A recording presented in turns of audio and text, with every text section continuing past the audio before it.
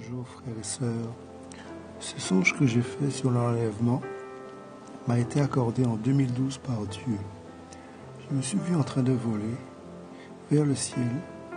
Il y avait une autre personne avec moi. Et cette personne qui volait avec moi était brillante. Et je suis de suite que c'était Jésus. Et il me serrait contre lui pour que je puisse voir dans la direction du sol. J'ai vu pendant que nous élevions qu'il y avait des tas de débris tout autour, comme des traces d'explosion d'avions, comme une sorte de collision entre deux avions. Il y avait des moteurs, des corps d'avions, avec les sièges. Certains d'entre eux avaient 3 étages, par lesquels on accédait par un escalier tournant, en bois richement travaillé, et avec des barres en bois poli, et des fenêtres fermées tout autour. Le tout était en feu, en proie à des flammes infernales qui tombaient tout autour.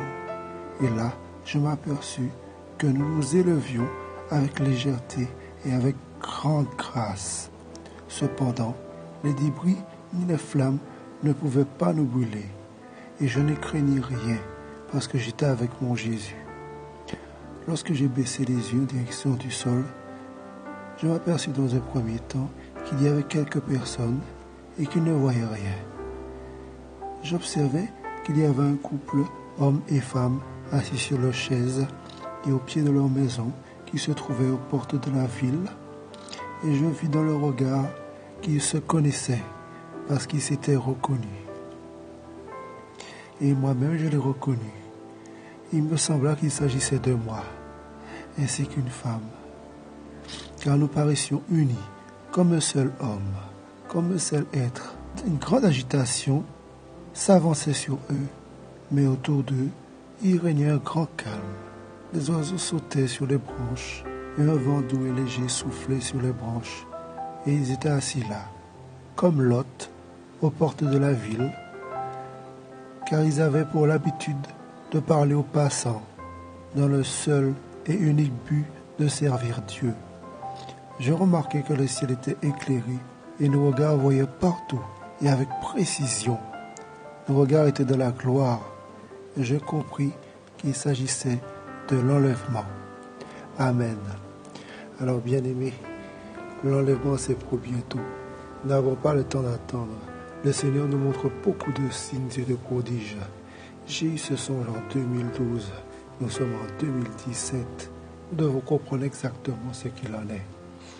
Lisons 1 Thessaloniciens 4, chapitre 4, à partir du verset 14 jusqu'au verset 18. Car si nous croyons que Jésus est mort et qu'il est ressuscité, de même aussi ceux qui dorment en Jésus, Dieu les ramènera avec lui. Car nous vous disons ceci par la parole du Seigneur, que nous qui vivons et resterons pour l'avènement du Seigneur ne précéderont pas ceux qui dorment, car le Seigneur lui-même, avec un cri de commandement et une voix d'archange, et avec la trompette de Dieu, descendra du ciel, et les morts en Christ ressusciteront premièrement, puis nous, qui vivrons et qui resteront, seront enlevés ensemble avec eux sur les nuées, à la rencontre du Seigneur dans les airs, et ainsi nous serons pour toujours avec le Seigneur. C'est pourquoi consolez-vous les uns les autres par ces paroles. Bien-aimés, nous voyons que nous ne connaissons ni le jour, ni l'heure, ni le moment, ni le lieu, ni la situation. Si nous sommes en train de servir le Seigneur, c'est pour une cause juste et droite, celle du Christ, et uniquement pour ses yeux à lui, et pour la sainteté de notre salut, pour notre consolation en lui, par notre sanctification, dans l'espérance des saints, d'être pour l'éternité à ses côtés. Je ne veux pas, frère, que vous soyez dans l'ignorance concernant ces choses. Lisons 1 Thessaloniciens à présent, au chapitre 5 et au verset 1 à 6. Pour ce qui est des temps et des moments, mes frères, vous n'avez pas besoin qu'on vous en écrive, puisque vous savez vous-même très bien que le jour du Seigneur viendra comme un voleur dans la nuit.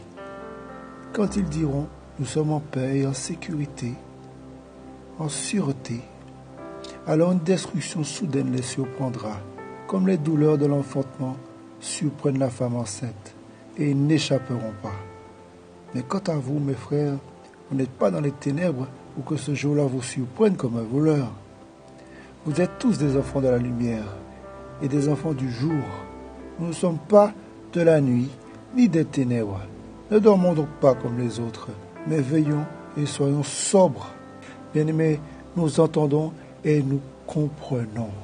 Nul ne connaît ni le jour ni l'heure.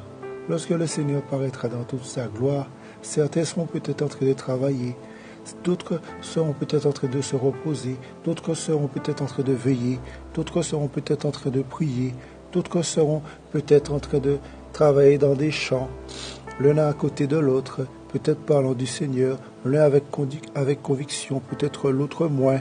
Voyez, nous serons chacune dans des situations similaires à ce qui nous est décrit dans les Écritures.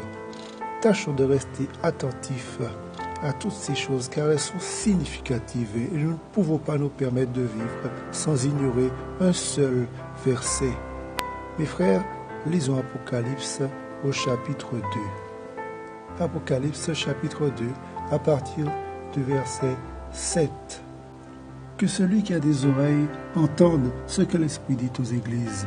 Au vainqueur, je donnerai à manger de l'arbre de vie qui est au milieu du paradis de Dieu. Bien-aimés, il faut que nous soyons vainqueurs. Il faut que nous fassions partie de l'épouse du Christ, de son Église glorieuse. Bien-aimés, Apocalypse 15, à partir du verset 1 à 4. Puis je vis dans le ciel un autre signe, grand et admirable, cet ange qui tenait les 7 derniers fléaux, car c'est par eux que s'accomplit la colère de Dieu. Et je vis aussi comme une mer de verre mêlée de feu, et ceux qui avaient vaincu la bête et son image et sa marque et le nombre de son nom étaient debout sur la mer qui était comme du vin de verre. Et ayant les harpes de Dieu, ils chantaient le cantique de Moïse, esclave de Dieu, et le cantique de l'agneau, en disant: Tes œuvres sont grandes et merveilleuses, ô Seigneur Dieu Tout-Puissant. Tes voies sont justes et véritables, ô Roi des saints. Seigneur, qui ne te craindrait et qui ne glorifierait ton nom? Car toi seul tu es saint. C'est pourquoi toutes les nations viendront et se prosterneront devant toi, car tes jugements sont pleinement manifestés. Amen. Alors, bien-aimés, nous voyons notre récompense qui nous attend dans le ciel. Glorifier le Seigneur pour l'éternité, avec tous les rachetés qui seront restés pour la grande tribulation, et nous formerons tous ensemble la grande Église du Seigneur pour l'éternité. Bien-aimés, restons bénis dans le Seigneur et que Dieu nous aide, que Dieu nous vienne en aide, que Dieu nous bénisse à toujours. Amen.